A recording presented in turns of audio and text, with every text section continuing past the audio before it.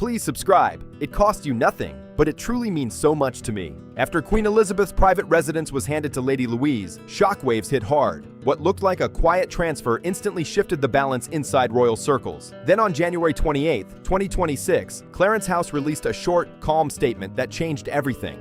For decades, rumors whispered about hidden royal land far from public view. Now the palace confirmed one of those properties was real, and it no longer belonged to the crown. The twist? The new owner was 22-year-old Lady Louise, granddaughter of Queen Elizabeth II.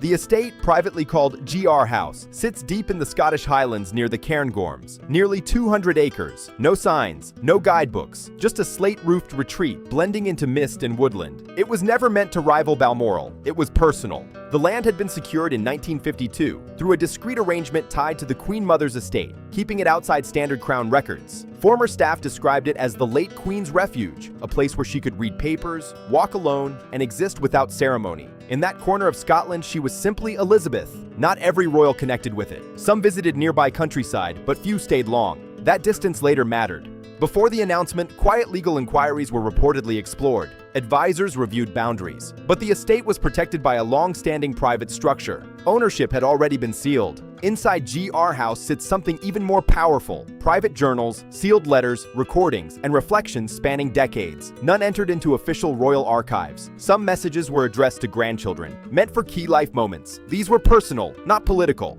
Under archival protections, a reigning monarch can designate certain materials beyond institutional control. Once assigned to a named heir, they cannot be reclaimed. That heir was Lady Louise. Many were surprised. She never chased visibility, never positioned herself at the center, but between 2018 and 2021, she spent extended time in the Highlands with her grandmother, walking, sorting documents, listening more than speaking. Former staff described her as steady and thoughtful. Where others might see opportunity, she saw responsibility. In autumn 2021, shortly after Prince Philip's funeral, a private deed secured GR House's future. Strict provisions blocked parliamentary review and crown estate absorption. Certain extended family branches were denied claim rights. Internally, it earned the quiet nickname Article 31. Only a small circle knew: Princess Anne, a senior archivist, Prince Edward. By 2024, subtle procedural inquiries began elsewhere, but the structure held firm. Then came January 21st, 2026. At Burkhall, a proposal was presented suggesting collaborative stewardship. Ooh, and I have to ask you about suits every time I... Turning the estate into a cultural and environmental center. On paper, it sounded constructive. But stewardship brings influence. Influence brings proximity. Legal teams revisited agreements. Ownership records were re-examined. Due diligence delayed decisions. Yet the foundation laid years earlier remained solid. What had been quietly secured in 2021 was now shaping the monarchy's future in 2026, and the balance of legacy had unmistakably shifted. Then on January 26th, a smaller meeting took place. The king, his principal private secretary, and 2 constitutional advisors reviewed the findings. The conclusion was calm but firm. The estate was not subject to reassignment, now or ever. The statement was polite, measured. It referenced a prior private settlement beyond crown jurisdiction. No drama, no raised voices. Lady Louise's name wasn't even spoken. Article 31 remained unmentioned, but inside palace walls, the message was crystal clear. A line drawn years ago would not be crossed. Those present described the mood as steady, decisive. The legal structure left zero room for negotiation. When the meeting ended, Camilla reportedly kept her composure, but she understood something deeper had already been set in motion long before her inquiries began. 72 hours later, the truth went public. On a sharp January morning in 2026, Buckingham Palace released a carefully worded notice with massive weight. The secluded Highland retreat whispered about for decades had not been placed into a trust. It had not been divided among senior royals. It had been granted entirely to Lady Louise Windsor. Not to Prince Edward, not to a foundation, not under shared control. To her alone. Queen Elizabeth II had finalized her private testament in autumn 2021, weeks after marking a deeply personal milestone in her reign. Sealed under long-standing legal protections, the document named her granddaughter as the sole and unrestricted owner of GR House. The bequest covered everything: the land, the residence, its contents, the archival materials, the staff contracts, and most importantly, the authority to refuse any request for public access. One sentence in the will captured it perfectly. The property was to remain a sanctuary, not a spectacle. Those who knew the late queen said it reflected her exactly. Measured, deliberate, impossible to pressure. She always separated what belonged to the institution from what belonged to her personally. Size is this bear? Big. This is a big bear. For members of the extended Parker Bowles circle, the announcement landed like an earthquake.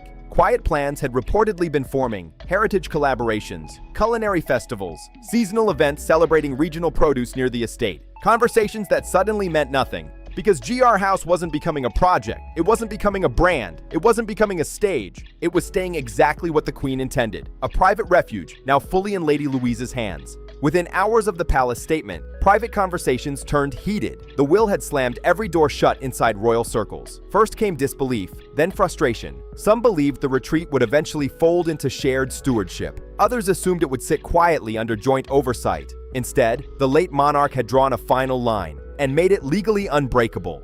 Calls flew out to legal advisors across London and beyond. The answer was always the same. The testament had been drafted with sharp precision. No loopholes, no gray areas, no technical weakness to exploit. The structure wrapped the gift in iron protection. At the center of it all stood Queen Camilla, facing a hard truth. Years of service did not equal inheritance. Dedication did not override private intent. Influence did not cancel a sovereign's final decision. That reality hit differently. But here's the twist. While others scrambled to react, Lady Louise had not been caught off guard. Months earlier, in the summer of 2025, residents near Glenmore noticed a young woman arriving quietly in the region. She dressed in simple outdoor gear. No convoy, no spotlight, just one discreet protection officer nearby. When locals made small talk, she mentioned research into highland land management and ecology. That was only part of it. Behind the scenes, guided by 2 retired archival specialists and a senior constitutional advisor, she was learning the real mechanics of stewardship: preservation protocols for fragile letters, estate payroll systems, land use compliance, privacy law, succession rights. One mentor later said she treated the role not as a perk, but as a duty. She asked sharp questions, took detailed notes. She understood that owning GR House meant guarding memory itself. When the transfer officially activated, there was no ceremony, no staged photos. The change appeared first as a quiet update in the National Land Registry database. Days later, the palace confirmed what had already happened. The shift was huge. Lady Louise was no longer just a reserved young royal focused on her studies. She had become custodian of a private historical archive beyond the reach of ministers, trustees, or even a reigning sovereign. In that one domain, she operated independently of court hierarchy. That carried weight. She didn't step into it alone. Princess Anne stood firmly behind her. Practical, focused, no drama. Anne oversaw the operational transition with calm efficiency. Staff salaries were secured through a heritage framework. Sensitive documents were relocated under strict protocols. During a private moment in Scotland, Anne handed Louise a sealed envelope containing the estate's final internal security authorization codes. Charge about. It was all very sort of laid back and happy, and we used to go off. When informal questions surfaced later, Anne's response was simple and sharp. A sovereign's legally enacted wishes are not open for reinterpretation. Louise's mother, Sophie, Duchess of Edinburgh, worked more quietly but just as strategically. Financial audits aimed at Louise's holdings were reviewed and handled. Potential leaks about the estate's location were intercepted before publication. Security layers were strengthened without public noise. And those precautions mattered. In late 2025, cybersecurity consultants linked to Prince Edward's office detected attempts to digitally map the estate's perimeter using remote aerial devices. Trail cameras were found near woodland access routes. None breached the inner grounds. The threats were neutralized discreetly. Even Prince Edward stepped into the final tension. In November 2025, an appeal was reportedly made to delay the public confirmation for the sake of family harmony. His reply, according to those familiar with it, was direct and left no room for delay. His daughter's role was not symbolic, it was not temporary. That ended the debate. The deed stood firm. The will stayed sealed. And for the first time since the passing of Queen Elizabeth II, the balance of influence around one of her most personal legacies shifted for good. No celebration, no dramatic show, just the quiet certainty that her final decision had taken effect exactly as she planned.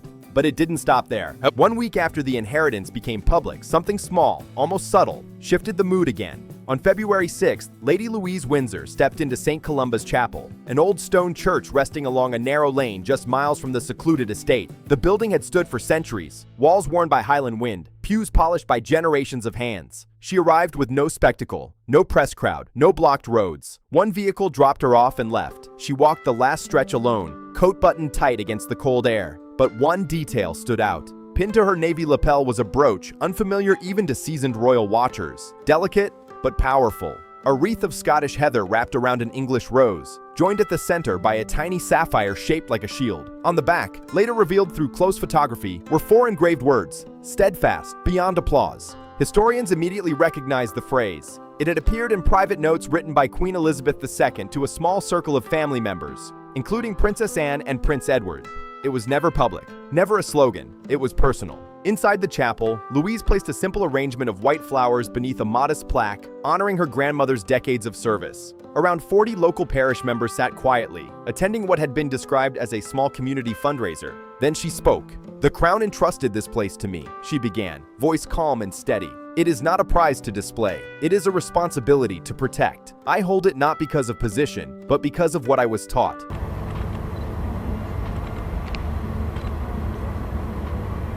That service is strongest when it is quiet. She paused, eyes toward the altar, not the cameras. We cannot reshape memory to suit convenience. We safeguard it with care, even when it asks for patience rather than praise. Within hours, the clip spread across social media. It became one of the most replayed royal moments of the year. When she finished, she bowed her head toward an engraved reflection from her grandmother. Duty gives purpose to power, not the other way around.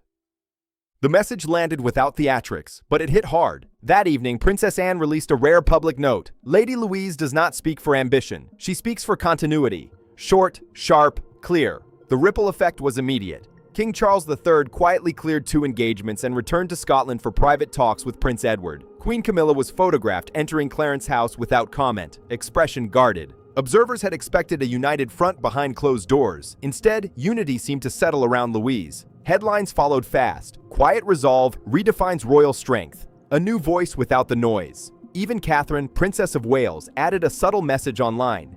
Inheritance is not ownership, it is stewardship. The post gathered millions of reactions within an hour. Behind palace walls, advisors at St. James's Palace met to assess what this meant long-term.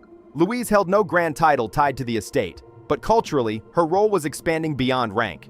Prince William, Prince of Wales, reportedly saw it not as rivalry but reinforcement. A senior aide shared that he viewed her actions as embodying the principles they were raised to respect. For many watching, Lady Louise had shifted, no longer just the reserved granddaughter in the background. She had become something else, a steady moral anchor, representing a version of royalty built on restraint, not spotlight. And that kind of influence, it doesn't need noise to be powerful, but momentum never moves without pushback. Within days, Queen Camilla unveiled a new initiative titled Service in the Modern Age. The launch took place inside Windsor Castle, staged in one of its grand historic halls. The exhibition spotlighted her charitable work, large photographs, recorded speeches, glowing testimonials. It was polished, carefully framed, highly visible. Every day, and I do not know how he managed to do that, but he would also tell me all sorts of anecdotes. The timing? Sharp. It was announced less than an hour after news broke about a joint archival project between Lady Louise and Princess Anne, focused on preserving overlooked chapters of mid-20th century royal history. During her speech, Camilla emphasized visibility. Service must be seen to be understood, she said. The contrast was impossible to ignore. When Princess Anne was later asked to comment, she replied calmly, "Understanding does not always require spectacle. No drama, just precision." King Charles III did not attend the exhibition opening, citing a scheduled medical review. Attendance remained limited. Public response felt muted. Critics described the display as refined, but distant. Online comparisons quickly favored the authenticity of Louise's quiet chapel address. Then Catherine, Princess of Wales, posted again. This time, a candid photo of Louise and Anne seated at a long wooden table, surrounded by archival boxes. The caption read, "Preserving quietly." Engagement numbers exploded. Tension soon surfaced. In a Windsor corridor, Queen Camilla and Princess Anne reportedly had a firm but controlled exchange. Camilla suggested Louise's rising visibility had been encouraged. Anne replied calmly, "Public respect cannot be manufactured. It must be earned." That was it. No public fallout, no follow-up statement, but the message landed. Within days, Camilla's exhibition closed earlier than expected, officially blamed on scheduling changes. No extra explanation. Soon after, the royal website quietly launched a page titled Enduring Service: The Unseen Years, highlighting private letters and lesser-known acts of duty. It was credited to Lady Louise and Princess Anne, and featured a line attributed to Queen Elizabeth II, "Dignity outlasts display." The direction felt clear. Headlines began calling Louise the late Queen's spiritual successor, not in rank, but in character. Her calm, low-profile style stood out in a media-driven age. Then the numbers spoke. A BBC survey showed strong public backing for Louise receiving a formal title if she chose a bigger role. Trust in her was climbing fast. Soon after, Buckingham Palace confirmed King Charles III had privately offered her elevation to Her Royal Highness Princess Louise, tied to a defined public role. The offer came with expectations: greater visibility, full-time security, structured oversight. Family opinions varied. Princess Anne supported the opportunity but stressed identity over image. Sophie, Duchess of Edinburgh, reportedly cautioned about pressure. the Governor-General, Your Excellency, and the Prime Minister for your invitation to come and join you today in what is evidently... When asked publicly, Louise thanked the king but said duty does not rely on rank. For now, she would remain Lady Louise. Observers noted a shift. Her influence wasn't loud, but it was steady. Many began referring to her as the Guardian of Grey House. Because in the end, this was never just about titles. It was about quiet service and consistency over spectacle. In a royal era often defined by headlines, interviews, and global scrutiny, Louise's restraint felt almost radical. She appeared comfortable working behind the scenes, supporting charities, honoring patronages, and stepping forward only when necessary. Rather than chasing relevance, she seemed to embody it naturally. Supporters admired her refusal to rush into a more prominent spotlight, interpreting it not as hesitation, but as strength. There was also a generational undertone to the discussion. Younger audiences, often skeptical of tradition, found her authenticity relatable. Older generations saw echoes of steady devotion, reminiscent of the late Queen's measured approach. Bridging both perspectives, Louise seemed to represent continuity without rigidity, modern yet grounded. Whether or not she ever accepts a higher title, one thing appears certain. Influence is no longer measured solely by ceremony. In choosing substance over symbolism, Lady Louise may be quietly reshaping expectations of royal leadership for the years ahead. What do you think? Does Lady Louise's approach represent a new direction for royal leadership? Share your thoughts below and subscribe for more updates like this.